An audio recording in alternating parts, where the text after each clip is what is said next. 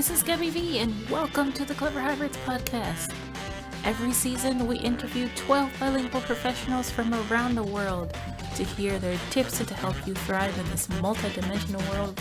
Let's jump right into the episode. Hey everyone, so today we are here with Chicano journalist and educational translator Pablo Sainz Ferretti-Garibaldi. It's a long name. Yes. So I use my paternal last name. Some of you may know in Latin America we use our maternal last names. And my maternal last name, it's a hyphenated one. So it's a combined last name. So it's two in one. So instead of having just two last names, I have three, which makes it really long. But here in the US, I usually just go by either my paternal last name or just one of the maternal last names. I don't usually use the three of them because they don't fit in most forms. You're like, error. Yeah. Or it will be like chopped. Yeah, but it definitely shows a lot about your heritage. Like you have an Mhm. Italia shirt on right now, and that's not just because you love Yes. Italy. You have some Italian background in your family. So tell us some about Yes. that. Through my mom's side, I grew up in an Italian Mexican family in Sinaloa.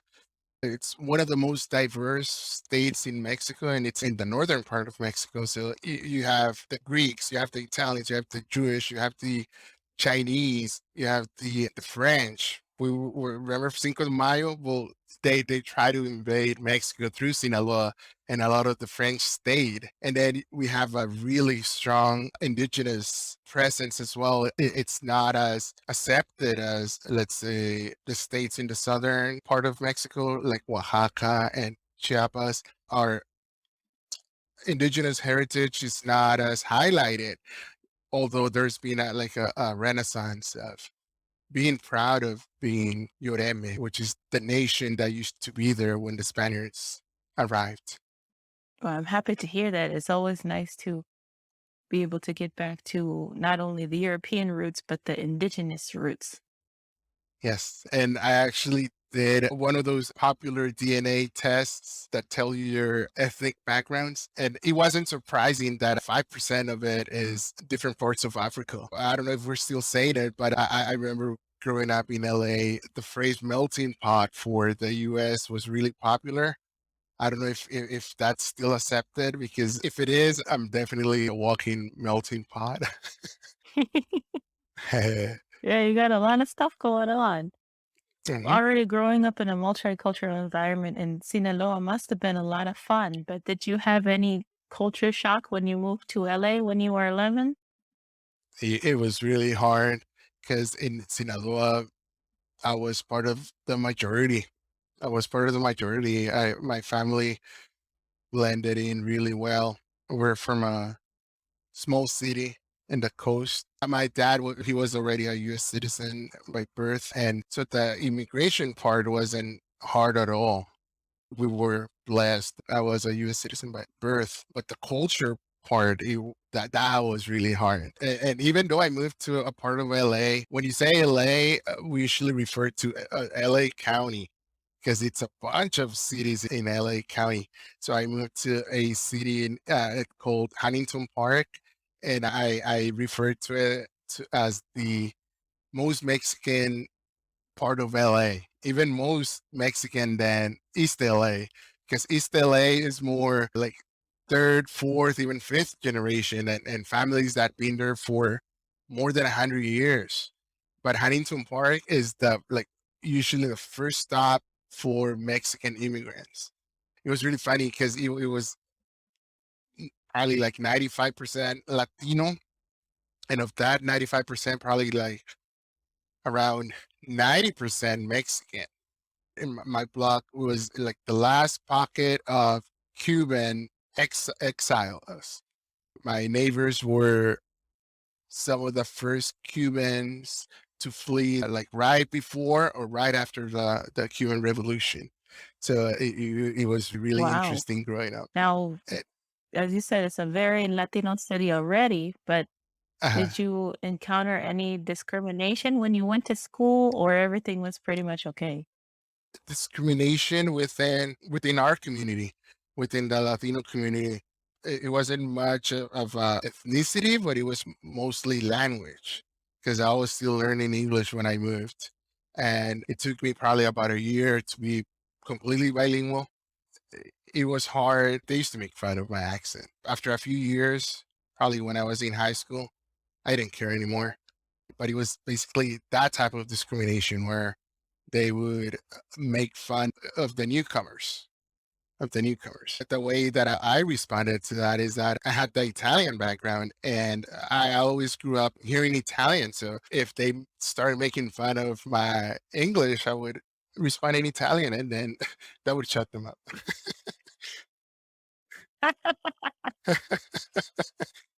Ooh, that's a good one. I gotta try that one. Be like, "Oh, yeah, you don't understand the che cosa?" Yeah, definitely. Yeah, so just to recap, from Sinaloa to LA, it was difficult in the sense of being an immigrant, just leaving home behind. That part was hard. Even though my immediate family was in LA and I had part of my extended family also in LA. As a preteen, it's a difficult time as it is, and moving to a new country at that age made it worse. Yeah, it's good you kept on trying. Then you finally got comfortable in LA. Mhm. Why did you decide to move from LA to San Diego? I knew I wanted to be a writer since a little boy. When I went to college to Santa Barbara, I moved to Santa Barbara is like a 2-hour drive north from LA. But if you're familiar with Santa Barbara, it's beautiful. It's a colonial city, but it's really quiet.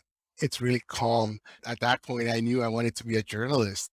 And so I wanted action. I didn't want to move back to LA. So San Diego was the next choice for me because not only is there like a vibrant Latino community, but we have the border. During my 20-year career as a journalist, I was able to cover stories not only in San Diego, but also across the border in Tijuana in Baja California. So it was vibrant. There was something going on, and I was a cultural journalist. So my main focus were the arts. So I moved to San Diego when Tijuana was living an arts renaissance in the early 2000s. So it was the perfect timing to be a journalist and better yet to be a Latino journalist. So I was able to interview painters and muralists and singers and writers and filmmakers. That not only helped me as a journalist, but also helped me as a Chicano writer. It just opened so many doors, and I'm very grateful for that experience. Yeah, it's amazing how much of the Chicano culture is spills over that border. There's still a lot of cross-cultural germination of ideas happening. Yes. Yes. And I'm so close to the border right now. I'm working from my office at the school district. If I step outside my office, outside the building, I can see Tijuana.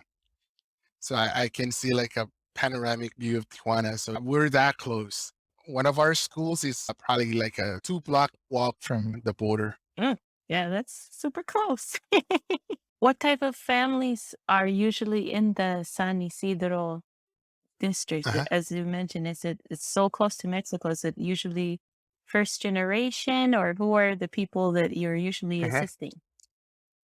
Even though we might assume that most of them are first generation, we get a lot of families that moved to San Diego because usually one of the parents was deported, and we get families from all over the country who one of the parents was deported, and so they moved to Tijuana, and the children and usually the mother is the one who stay here in San Diego, and they cross over to Tijuana to visit the dad over the weekends. And since and San Isidro is the closest part of San Diego to Mexico, we get a lot of those families.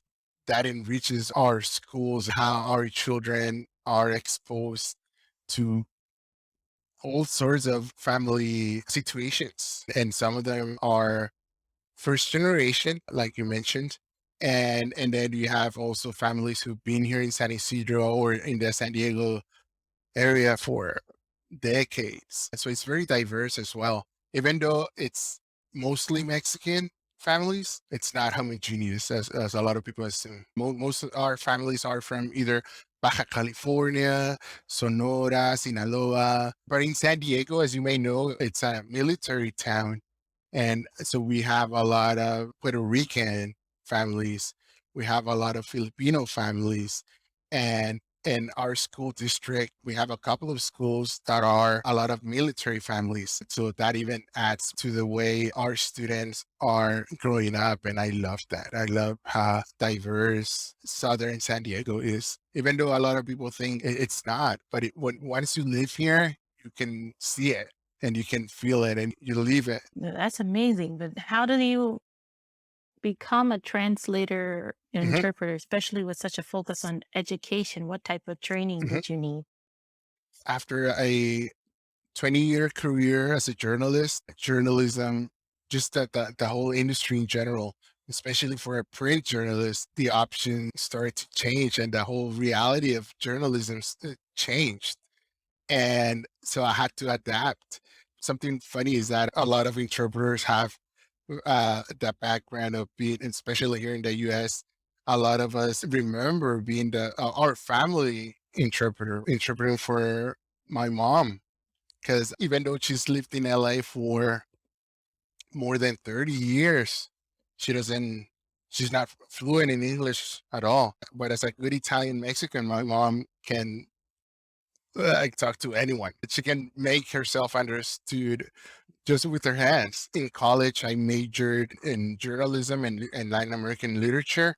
I did this whole series of courses in translation and interpreting. So I had that background. And as a journalist, I used to translate my own work either to English or to Spanish, depending on what language I wrote the article originally. So when the whole industry, I would say, collapsed, and it changed. That's when I became an educational translator and interpreter and had the training already. And I had the love for education. So it was a good fit for me. So I used to write a lot about Latino education and the educational gap in the Latino community. It was a good position for me. And this is my fifth school year. I see it as an extension of my work as a writer and as a journalist. To be a good translator, I believe you have to be a good writer first. Yeah, that's an interesting perspective.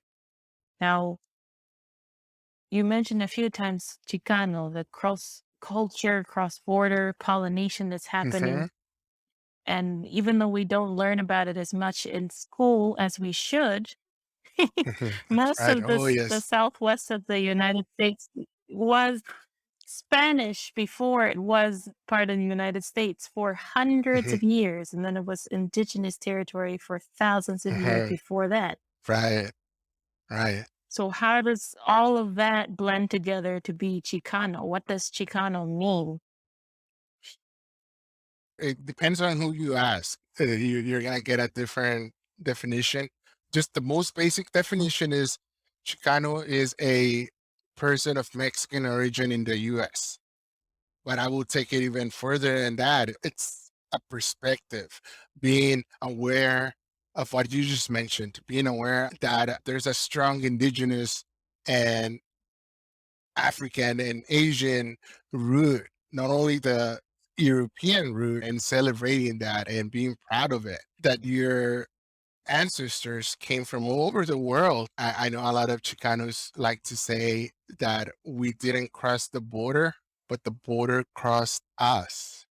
And it's different from calling yourself Latino or Latinx or Hispanic, which is a term I don't use at all. Chicano is it's a mentality, empathize with the less fortunate and with people who are struggling and with people who are discriminated. And that, I believe, for me, it creates a bridge to other cultures, especially to people of color or people who are just discriminated against, any group of people who are discriminated against. It creates empathy. Yeah, that's a good way to put it. Even in history, these underrepresented and groups that have been discriminated against usually work Mhm, together. For example, mhm, during the Irish potato famine in the 1800s, a lot of people mhm, who didn't have much money themselves, Mexicans, mhm, African Americans, mhm, indigenous peoples, they made donations to try and help the people who were starving in the potato famine because the government wasn't mhm. helping them and they knew how that felt. Yes, and I feel that more than skin color, that history of underrepresentation unites us. I feel there's more that connects us than divides us. And even when I say Latino, we have the Afro Latino population, which is also very important. As a journalist, I wrote a lot about Afro Mexicans and how it's the forgotten root many times. But as I said, just like in Sinaloa, there's a renaissance of learning about our indigenous past. In Mexico, there's like a Afro-Mexican renaissance as well, where we're celebrating being of African origins as well. Yeah, it's wonderful to hear about all these things going on so people don't forget all of the pieces. You have to have all the pieces of Yes. the puzzle. Yes. So that's wonderful. And you just released a book. Yes, it was in February. You released your Uh-huh. latest book, Ponle Play, which is, if I'm understanding it, it's a compilation of a lot of the interviews you did with people who were in this Renaissance movement, the musicians, Uh-huh. the artists. Why did you decide Uh-huh. to make it a book versus Uh-huh. displaying it in another way? I'm just old school. I love opening a book and smelling it and just the smell and touching it and feeling it. Even though it's also available as an ebook, I prefer the printed version. And at heart, I'm a writer. And so I write. It's a collection of articles and interviews with not only artists who are part of this renaissance, but also pillars of Latino music all over Latin America and Spain. So I have rock en español, and I have banda sinaloense, and I have Cuban music, most well known like throughout the world that I interviewed that are included in the book are Julio Iglesias, for example, or I also have Shakira, I have Alejandro Sanz from Spain. So it's very diverse, and I made it diverse on purpose. The title is Ponle Play. So it's basically push play, and that's how it translates. Anything in between you can mention in Latino music, you're gonna find it, except for reggaeton. I'm not a fan. Okay. Well, I have to definitely get one of those. It's available on Amazon, so I'm gonna put a link in the show notes about that. Yes. Thank you, Gabby. Yeah, I was like, "Oh, that sounds so interesting." So I was a nerd. I like that type of stuff. Oh yes, and Latinos. When you think of Latin America, when you think of Spain, the first thing you, or one of the first things you think is music, and how diverse our music is, and how powerful it is. Yeah, which they just had something come out on Netflix. It's been sitting in my queue for so long. Maybe you saw it Uh-huh. already. It's Break It All, the history of rock in Oh Latin yes. America. Have you seen it Oh yet? yes, yes, I saw it. So a lot of the people who are in that documentary, I've interviewed, and some of them are included in the book. I think they did a really good job of documenting the history of from rock and roll all the way to Chicano or Latin rock in the U.S. I thought it was a good documentary, but when we say Latin music here in the U.S., it's an umbrella term. But when you look at Latino music, it's just so diverse. You have from mariachi and norteño in Mexico to tango in Argentina to cumbia in Colombia, bossa nova in Brazil. That's why I became an arts and entertainment journalist because of music. Even though I'm not a musician myself, I just love music, especially Latino music.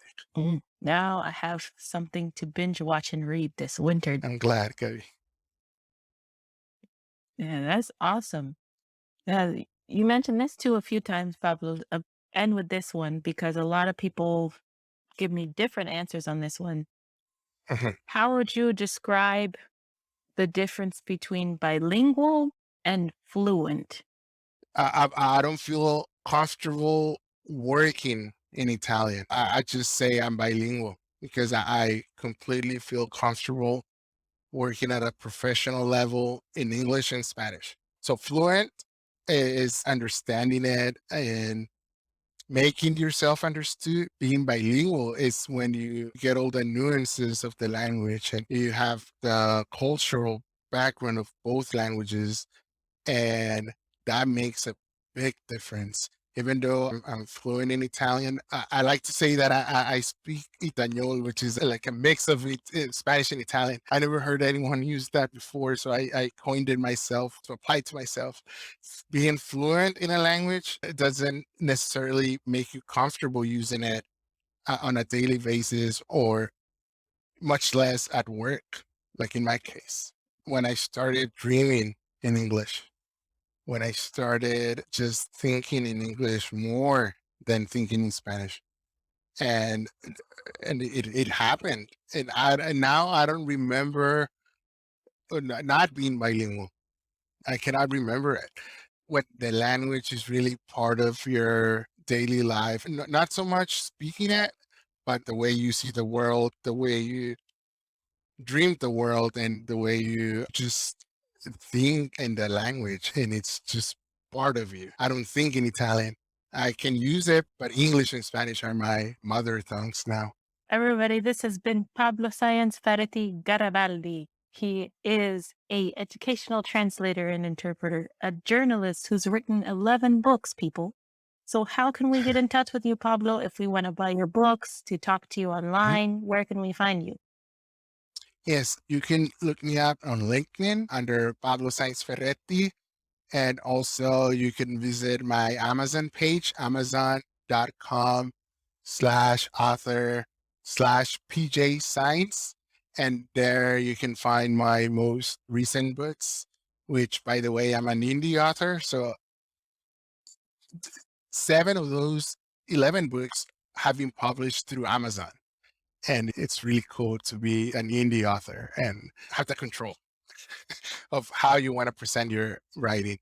It's a great experience. Can I say a few words? Gracias, Gaby, por invitarme. Tú también eres inmigrante. Tú también fuiste de Estados Unidos a Europa y, y eres un ejemplo. Eres un ejemplo y gracias por lo que estás haciendo por dar voz a las personas que no encajamos en una caja. Gracias por romper estereotipos y por romper barreras. Yo aprendo de ti. No, thank you, Gabby. You're doing a lot. Thank you, Pablo. That feels nice. I feel good now. Still want more? First, subscribe or follow the Clever Hybrids podcast wherever you're listening to this, and you can binge listen to our 30+ episodes. If you want help to create a podcast or content for your business, check out our website, cleverhybrids.com. And as always, welcome to the Clever Hybrids tribe. This is Gabby V signing off. See you next time.